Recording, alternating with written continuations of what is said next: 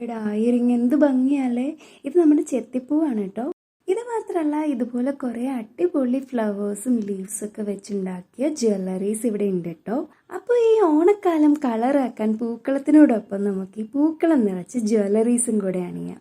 Just look at it. എന്തുമാത്രം പെർഫെക്ഷനിലാണ് ഈ റെസിൻ ആർട്ട് ചെയ്ത് ഫ്ലവേഴ്സ് പ്രിസർവ് ചെയ്ത് വെച്ചേക്കുന്നത് അല്ലേ.